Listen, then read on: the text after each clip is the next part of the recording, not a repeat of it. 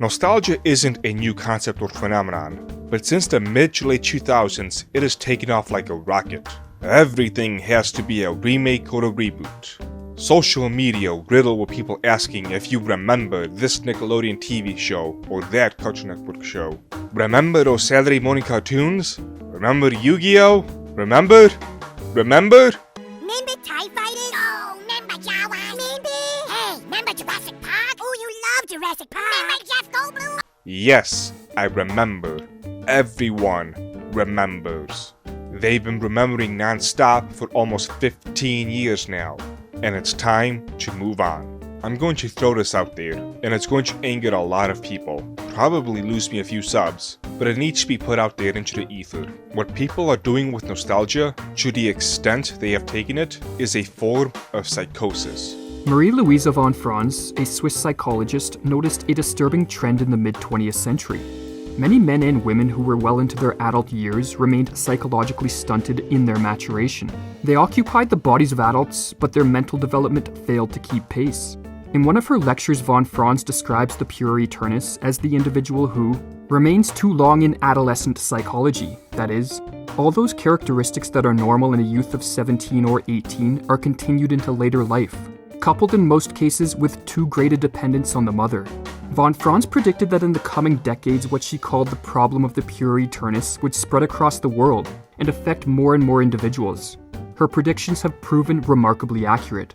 Just because the mass psychosis is shared by many over social media does not make it any less psychotic. Imagine if I went to a book club and began to talk to everyone about The Very Hungry Caterpillar, and I tried to tell adults just how good this book is, the in-depth messages hidden underneath, and how it shaped the person I am today. I began demanding sequels to the book, getting excited for Scholastic's new universe that will have 5 different movies of The Very Hungry Caterpillar, alternate universe versions, 6 seasons and a movie of one of the alternate universe's sidekicks.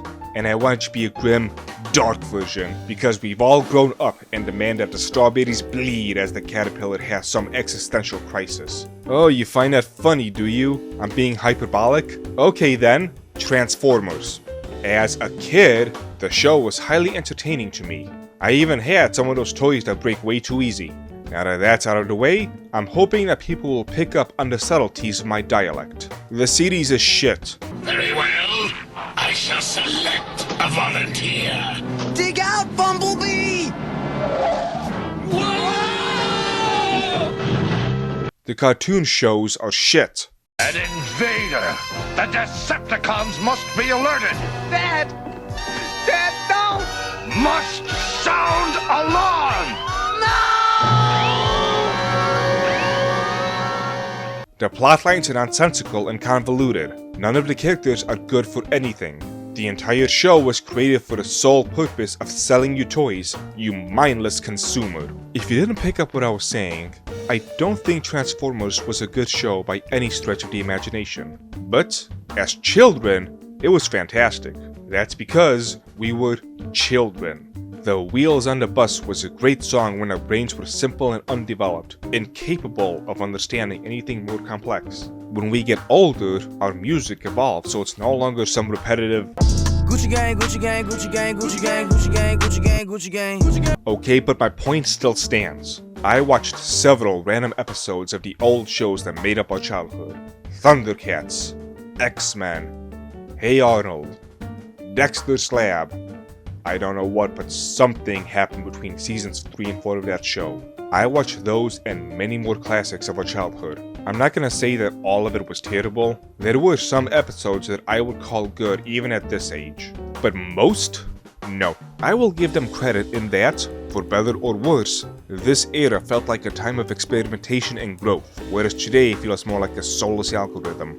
I'll take this time to remind you that despite all this negativity, there will be a giant but later on. With these experiments, I made damn sure to target my personal loves to fight back on the strongest of my own nostalgia. I remember as a kid, before I even moved to this country, I was obsessed with Batman the Animated Series. And you know what? Even that show does not hold up to today.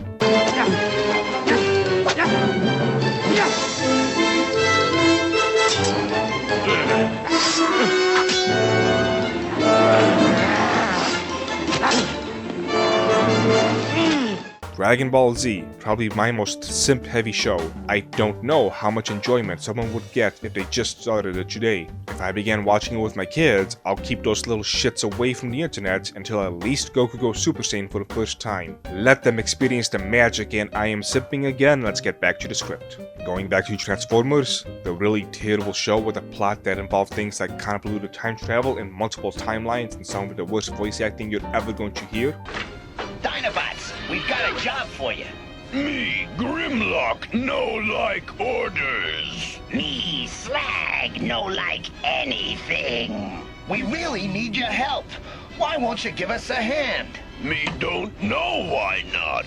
Yeah, it was not good, but people's nostalgia for something so shitty runs so deep that they made 5 movies, a spin-off of one of the characters, even more TV shows, another movie coming out soon, and 2 more movies in the works. In order to cover up that the premise sucks and you wouldn't actually be entertained if they stuck to what Transformers used to be, they threw in sex appeal and big explosions to distract you. And it worked. If it feels like I'm picking on an easy target, alright, let me target some sacred cows. Comic books, Batman, Superman, Iron Man, Captain America, Spider-Man. Here's the funny twist. If you think you know which characters I am referring to, you probably don't. Am I referring to Golden Age Superman, Silver Age, Bronze Age, or maybe those no longer count since those are pre-Crisis versions of Superman? Which universe am I referring to?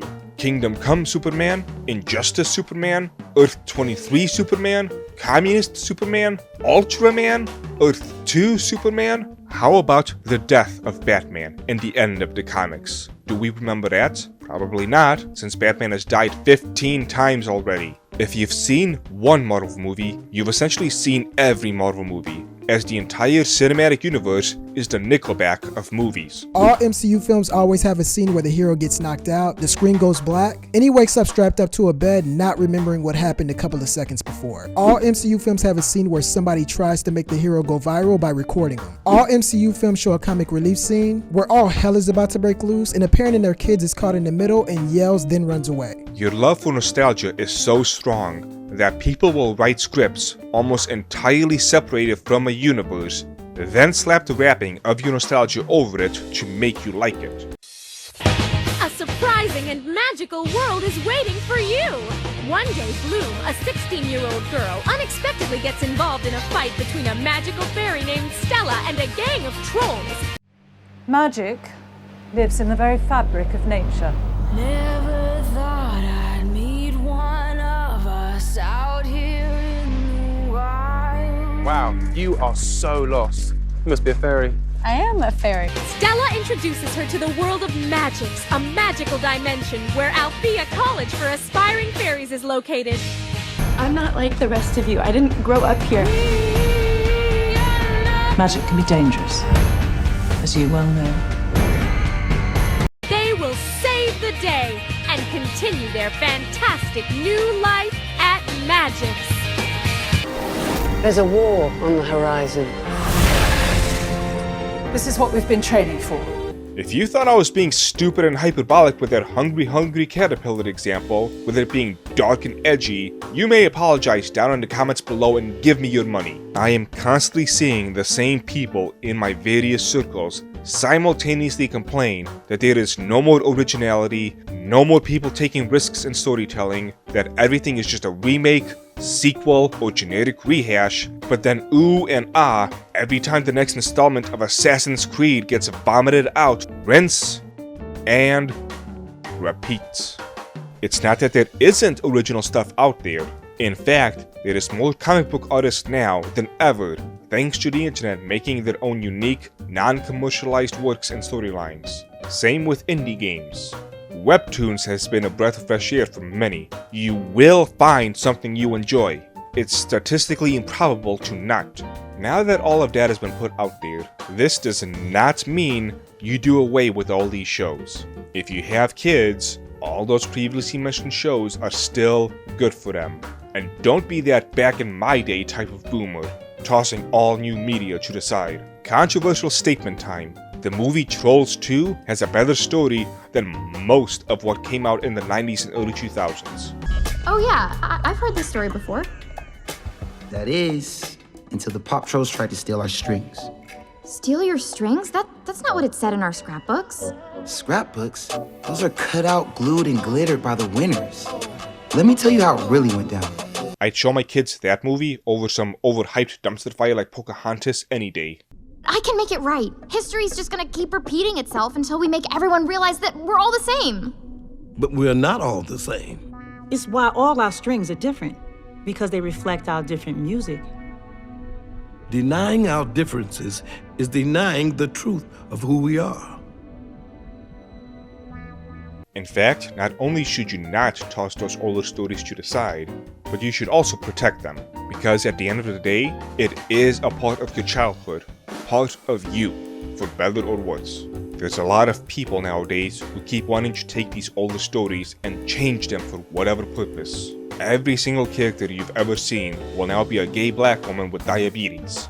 Every single plot point will be Zer being awesome because of their race, gender, sexual orientation, and disability. That's not actually a disability, but empowering or something. Because reasons.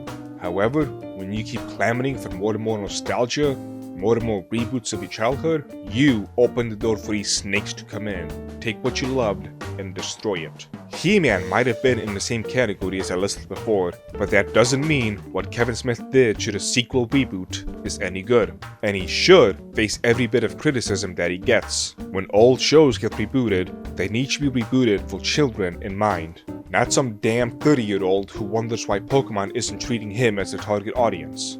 It's time to move on from this nostalgia. Lay it to rest. Stop wanting every old thing to come back, only to be continually disappointed, almost without question. Start looking elsewhere, the present and the future.